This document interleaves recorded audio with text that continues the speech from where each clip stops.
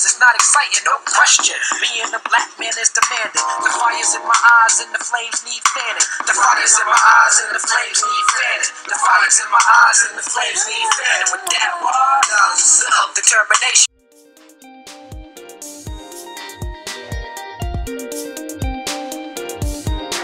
Happy Martin Luther King Jr. Day to everybody, or let me correction, happy Dr. Reverend Martin Luther King Jr.'s birthday.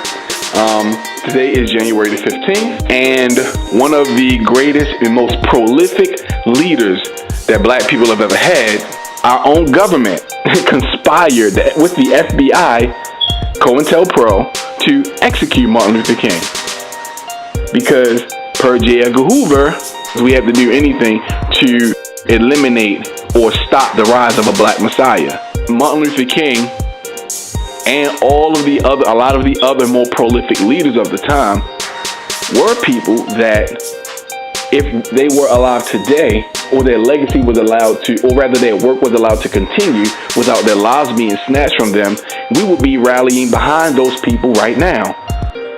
I would rally behind an 80 or 90-year-old Martin Luther King, you know what I'm saying, who had a whole army full of followers who were, trying to make things better for our people. What I've noticed is, and actually check out the video that Phil from the Advice Show put out. It's a good video. He had letters on the video that white people wrote against Martin Luther King in the 60s and 70s. And he was holding in contrast how a lot of the same comments in his comment section mirrors some of the letters that Martin Luther King had received. Check out his video if you want more info on that. But this is what I've noticed. White supremacy, this is one of the tactics of white supremacy. Everything black people do positive, they always are adverse to it. They always say the negative. So, or try to paint you in the opposite negative light. So, like, for instance, if black people are marching against, say, Trayvon Martin being blatantly murdered, obviously murdered by that scumbag George Zimmerman, and everybody wears hoodies in honor of Trayvon Martin, or we have the slogan, hands up, don't shoot, or Black Lives Matter. Not the organization, but the premise behind the abstract of Black Lives Matter. The fact that black lives do matter, not the organization. They'll come out with Blue Lives Matter, right? But then when cops are murdered by white people, nobody's protesting. But if a cop is murdered by a black person, they're up in atoms about it. You understand what I'm saying? Or the hands up, don't shoot. Or the Trayvon Martin, people wearing hoodies to honor Trayvon Martin. And white people wearing hoodies with holes in them, painting themselves in blackface, put their hands up, making fun of the fact that black people are being slaughtered in the streets by police. They make fun of that shit, right? They make fun of that shit. I also did a video, a reading in the life of Martin Luther King Jr. You can find that on my channel. It's under my playlist, Black History Every Day. I haven't done any more readings in the life of Martin Luther King Jr. because people don't like to learn. So the videos, at least the last time I checked, didn't have a whole lot of views on it. And I'm not going to waste my time putting out videos that people aren't watching, which I thought was a good idea to do because I know people don't read books. So I figured I'd read the book for you. But yeah, now it's just like fucking kryptonite to people nowadays. But anyway, I want to pay tribute and homage to Martin Luther King Jr. This may not be the only video that I do on Martin Luther King because Black History Month is coming up. And again, check out my video series, my playlist on Black History Every Day, because there is not a day in human history that we have not contributed to the human population as a whole. There's not a day that has gone by. Every day of the year you can find something that we have done. The sad part is they don't teach us about ourselves in our schools, which is a mockery of education. And America should be ashamed that what they call education, especially in history, is actually labeled as such. Martin Luther King Jr. was a great man. Martin Luther King Jr. was a genius. He had genius level intellect. He could have done anything he wanted to do. He could have been anything. Literally, he could have been anything. And I'm not exaggerating when I say that. Martin Luther King Jr. had a genius level intellect. The man was he was a brilliant man. And he was braver than most men are today, because he stood up in front of his enemy who was standing adjacent to him, looked him in the eye and said, "I still love you," with a brick upside his head. And now, Martin Luther King, let's dispel this myth that Martin Luther King did not, want to protect or defend himself, because he did, but he held up to the nonviolence thing.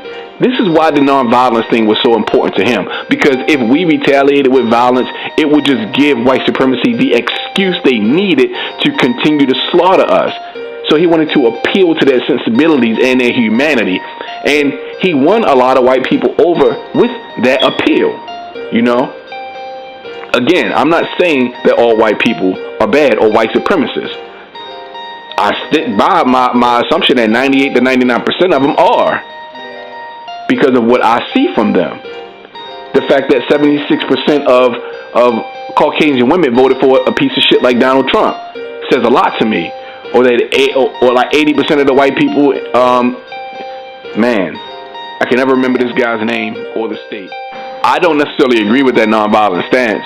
You punch me in the face, I'm gonna fuck you up. Nah, you punch me, I'm gonna punch you back. You punch me in the face, I'm gonna beat the shit out of you, or at least make a very concerted attempt to do so. There is no turn the other cheek with me. I think that's foolish.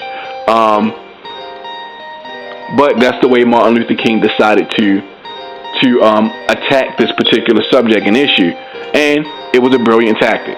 I cannot lie, it was a brilliant tactic. It's not a tactic that I would have used, but it is a brilliant tactic nonetheless. Martin Luther King has always been a hero of mine. When I was growing up, there was a lack of positive male influence and role models in my life. For the most part, every black male that was in my life was somehow or some way not nowhere near being anything or being able to share the same light or the stage with Martin Luther King. They were into the streets and the drugs and all that kind of shit. So I didn't have a whole lot of positive male role models, except some teachers that I ran across in school, military school, and things of that nature. And I tried to absorb as much knowledge from these individuals as I possibly could. But Martin Luther King was one of the people that I looked up to, Now, I'm not going to say that I tried to emulate the life of Martin Luther King, because while I would prefer to live a life of nonviolence, I'm not scared to fucking step up and fight if I need to.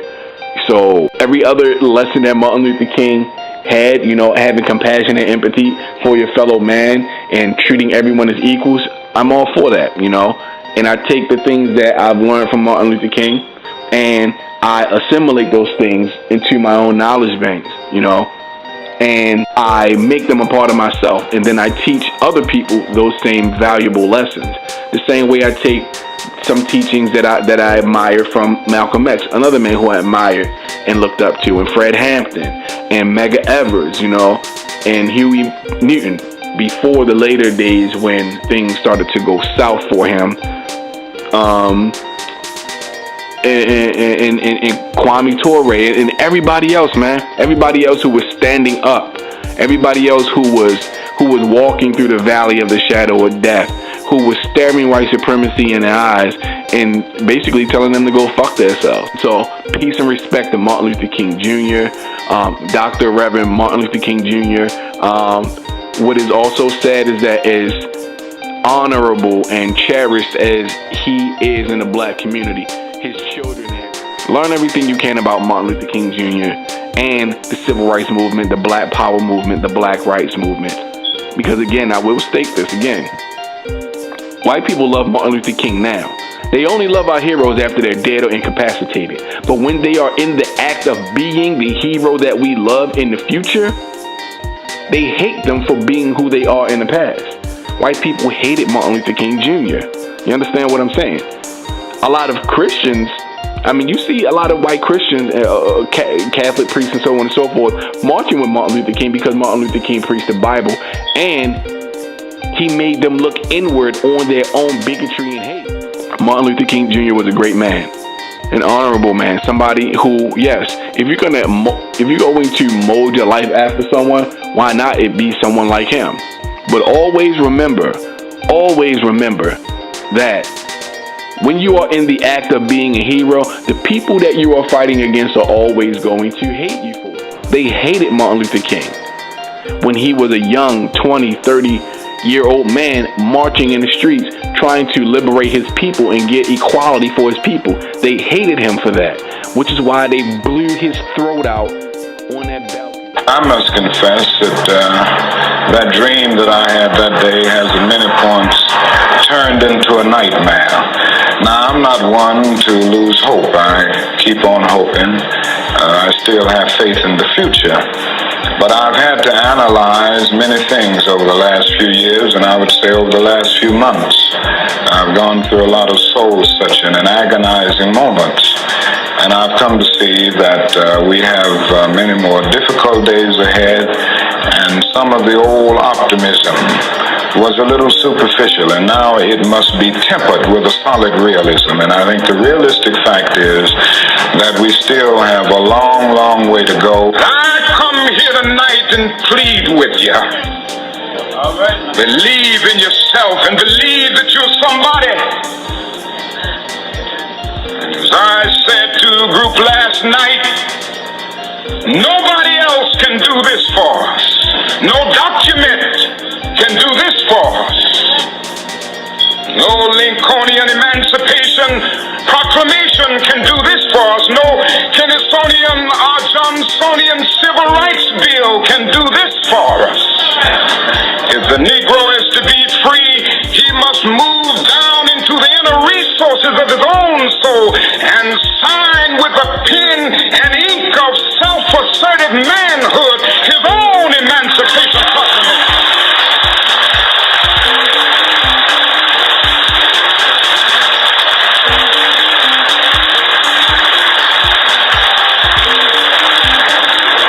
Don't let anybody take your manhood. Be proud of our heritage. As somebody said earlier tonight, we don't have anything to be ashamed of. Somebody told a lie one day. They couched it in language. They made everything black, ugly, and evil. Look in your dictionary and see the synonyms of the word black. There's always something degrading and low and sinister. Look at the word white. It's always something pure.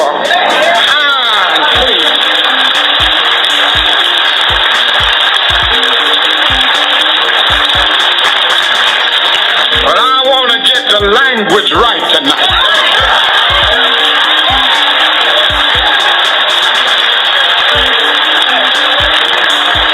I want to get the language so right that everybody here will cry out, yes, I'm black, I'm proud of it, I'm black and beautiful.